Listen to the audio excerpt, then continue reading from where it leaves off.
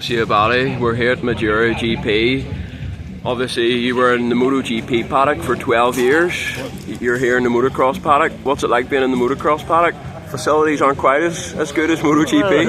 Well, it's cool. I mean, motocross was my first passion when I was a teenager, so it's kind of going back to my roots, and I enjoyed a lot what we achieved together with Ducati in Superbike before and then in MotoGP. But I think it was time for a change, and at my age, it was either should I retire or get a new challenge, and then I have a passion still, and this is a new challenge, and it's good. I mean, hopefully we can bring Ducati to success in motocross as we did in Superbike before, and then MotoGP.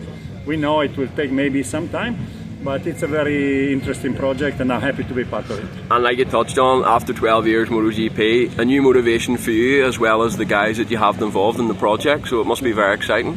Yeah, it's very exciting, and we managed to put together a group of people, not only our very skilled engineers who have a great passion for motocross, but also to involve Alessandro Lupino first and Tony Cairoli being part of a project. Obviously they have lots of experience and they are helping us to really develop the bike in the best possible way. So I think for the moment it's fun. Now it's also time to choose riders for MXGP next year. Not so easy because most of the top riders already have a contract, but we'll try to do our best. And obviously no team here this weekend, but next year from round one you'll be present. You must be really looking forward to that, having a team in this paddock.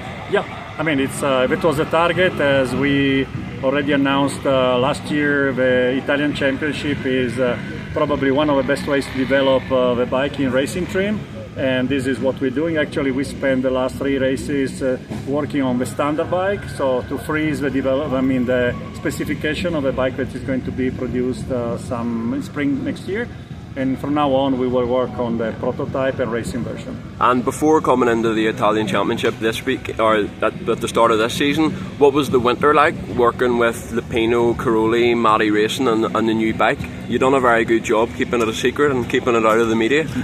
No, it was good. I mean, actually the first time we had Lupino and Cairoli on the bike was the 1st of December. Actually we were in Sicily doing some tests with Pirelli, and the first impression was very positive. So you never know, because it was the first time that 2 proven riders would be on our bike, and I was very curious and maybe a little bit worried about the first comments, but first comments were very positive.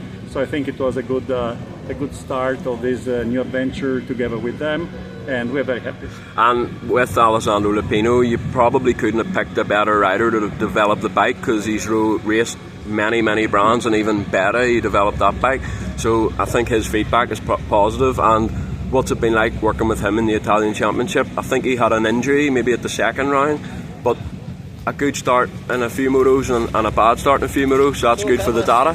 Yeah, I mean it's good. I mean, as you said, Alessandro has so much experience with many different brands, and he's also a very nice person to work with, very humble, very available to do racing and development. Some riders, they only like racing, so the development sometimes brings some time where you just don't like necessarily what you're doing, but it's needed, and he's always available for that. Obviously we had a very good beginning because we won the first moto in Mantova, and then we worked with him on the start, so together with him and Cairoli, and in Montevarchi last race was quite successful. He was on the whole shot on both races, so we improved that with him, and working also on the bike and on the clutch, and still contenders for the Italian Championship. Is not our main target, but obviously it will be the icing on the cake if we can be Italian champion on the first year of our racing activity. And Antonio Cairoli, what's it been like working with him, with his development? He hasn't raced yet. I believe he might be racing the Italian Championship next weekend. He might be racing the Italian Championship next weekend in Ponte Regola. I think we'll finalize everything tomorrow or on Tuesday, but it looks very likely he would do it, which I think is going to be good news for the fans, because obviously seeing Tony back in racing mode and on a Ducati, it's probably a big thing. At least it's a big thing for Ducati fans and for us if it happens. So, I mean, what can you say? Having a 9-time world champion joining us on this new project means a lot for him and means a lot for us and means a lot for the Ducati fans, because maybe people would not expect Tony to leave his previous manufacturer and join this project, but there are a lot of values in common that we have. Obviously, we are very proud to be Italian and to be able to bring, possibly to help bring Ducati to success, also in a very different field from what we used to race. And this year, do you think there's any chance we might see Caroli and Lupino maybe do 1 or 2 MXGPs? I have to say, when I booked my flights for this GP, I was hoping they'd be here, but obviously not yet. Never say never, obviously. I think the main target is to develop a bike with racing features. As I said, the first 3 rounds we were working basically on the standard bike, standard suspension, standard engine, just to freeze the development for the production. And now, from now on, we will work more on the racing side of it. Showa will bring factory suspensions early July, so from then onward we can really start to do some tests in full racing mode, and from there we will see. Obviously, I think it will be very good for the fans and for motocross and for MXGP in general if we can do that, but we will only do it if we think we're ready. And just on MXGP next year, obviously when it comes to MotoGP, Ducati have a mega big budget. Any ideas on the budget for next year yet? And have you thought about how many riders you might have? Is the plan to focus on one rider, or maybe have two riders, and that's it. And obviously we are normally quite good on getting support from our sponsors, but we don't have mega budget for this. Obviously, the budget will come eventually later when the bike will be on the market successfully, and then from the sales we will also be able to fund maybe an extended program. But for next year, it's going to be 2 riders, and we might be racing in MXGP. And the 250 project, I believe, is going to begin next year also with the Italian Championship. Is the idea for Lupino and Caroli to develop that bike? And would you maybe consider signing a young rider for the Italian Championship and maybe EMX? It probably won't be ready for MX2 GPs, but EMX is quite good for exposure. At the moment, because it's going to be another new project, we think we will go ahead with Alessandro mainly in racing, even though it will be exciting to have a young rider. But a new bike always needs some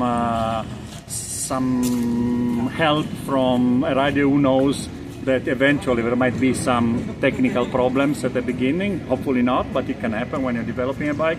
So I don't think we're ready next year to put any young rider, because we need more to gain experience than to go for the result. And I think you were in America for Supercross. How was your experience of that, and what's the idea for the project in America? Supercross is a great event. Obviously, it's attracting so many spectators. It's a big show, obviously, on one side. On the other side is quite different from motocross, so you need specific development and you need huge budgets, because the logistics are quite expensive and also the rider salaries are quite high. So we have a plan to enter in Supercross. We're still wondering when it would be appropriate for us to do so, because if we do it, we need to do it in a proper way, and as I said, budgets are a kind of concern at the moment. We are confident we can raise the money needed to make it happen in the Ducati way, but whether it's 26, 27, we're still not decided. And you've obviously had a very big influence in the MXGP project.